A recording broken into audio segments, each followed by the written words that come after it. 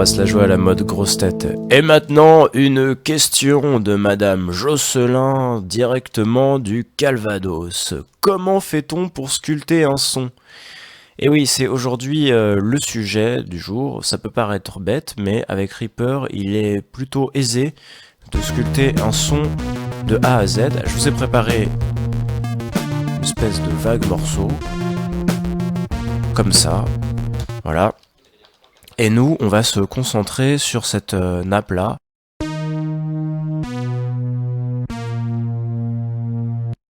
La nappe de synthé qui est la piste 5, voilà. Alors, je vais vous mettre NVDA. Et ce qu'on va faire, c'est qu'on va isoler donc cette piste par bande de fréquence pour travailler grâce à un petit plugin qui s'appelle 5 Band Splitter. Donc on va aller le chercher avec F sur la piste, insert A. Voilà, il est là, on le met. Ok, il est posé, très bien. Ensuite, on va aller dans la fenêtre I/O avec la touche I et on va aller mettre 10 canaux. A priori, je l'ai déjà fait.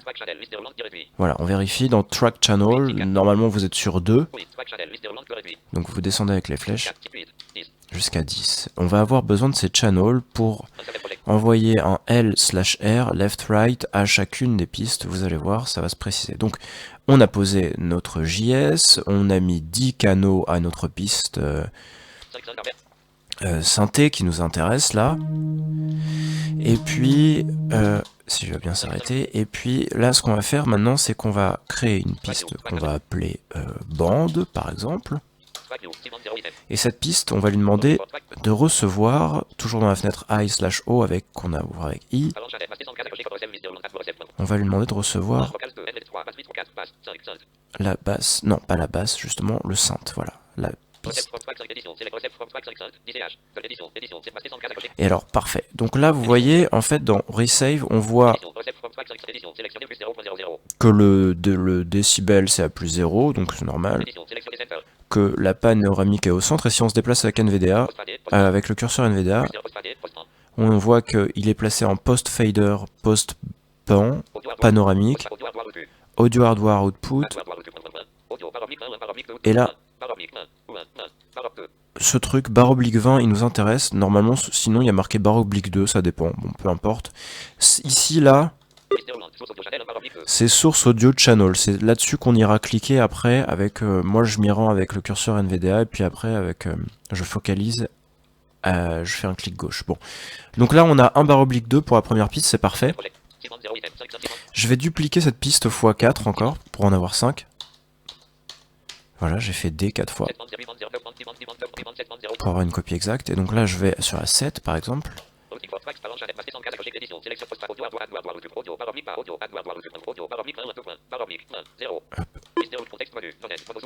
Et dans stéréo source, je vais en 3-4 ici, sur celle-ci.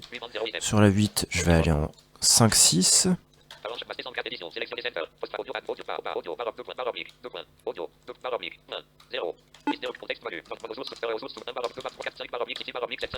Cinq, 6, voilà. Celle-ci, si vous avez bien compris,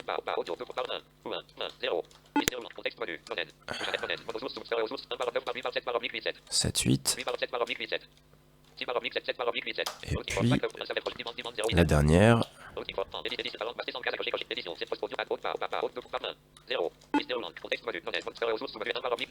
9, 10. Voilà. Donc là, chacune de nos pistes récupère un canal de la piste 5. Un canal stéréo. Enfin, donc 2 canaux finalement. Ok. Ce qu'on va faire, c'est que on va, cette piste 5 là, sur laquelle il y a le synthé, on va juste lui demander d'arrêter d'envoyer son master. Donc on fait Alt plus menu contextuel sur la piste, et puis on décoche Master Sound.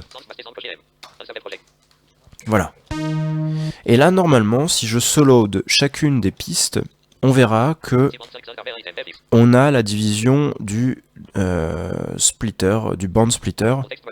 Pour info, le band splitter, si on va voir ce qu'il y a dans ces options, il y a que 4 crossovers. Et donc là, par exemple, crossover 1, c'est tout ce qui sera de 0 à 200, toutes les fréquences qui seront de 0 à 200. Là, de 200 à 2000. Crossover 3, 5000, donc de 2000 à 5000. Et puis de 5000 à 8000. Et puis il n'y a pas crossover 5 parce que automatiquement, lui, il est de 8000 à l'infini. Enfin, 22 000 ou... etc. Voilà. On vérifie quand même que si je solo de piste après piste,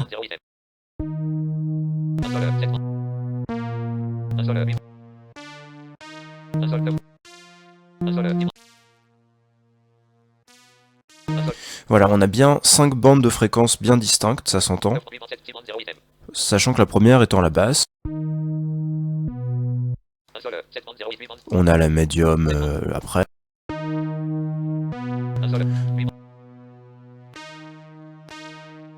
Et donc une fois qu'on a ce découpage, bah, pour le mastering c'est extraordinaire, pour le sound design c'est parfait. Alors là, en l'occurrence ce que j'ai fait, ce que j'avais préparé un petit peu auparavant, c'est plus du sound design. J'ai pris les bandes les unes après les autres et puis je leur ai appliqué un traitement quasiment à chacune. Alors sur la première, sur la basse, j'ai mis un petit plugin qui sert à faire glitcher, par exemple.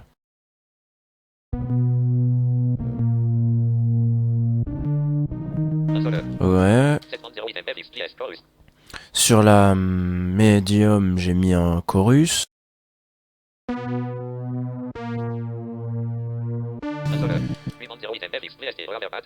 Une réverbération que vous entendez que j'ai mis que sur la droite, sur le channel right. Parce que voilà, et donc la 9ème, j'ai juste monté son volume pas mal et je l'ai poussé vers la droite pour donner un peu de corps à la réverbération. Et puis sur la dernière, j'ai mis juste un octaveur, un pitch octaveur, que j'ai mis un petit peu en décalé, ce qui fait que maintenant, bah, on a un son un peu moins ennuyeux, quoi. Après, je dis pas qu'il est beau, hein.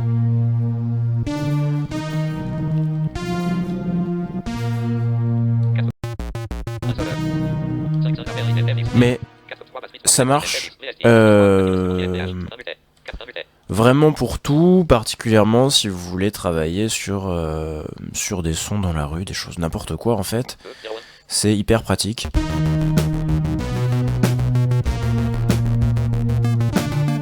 Et c'est ici qu'on se laisse la prochaine fois. Je sais pas trop si on parlera du sampler pour faire de la musique avec des trucs du quotidien, des bruits du quotidien.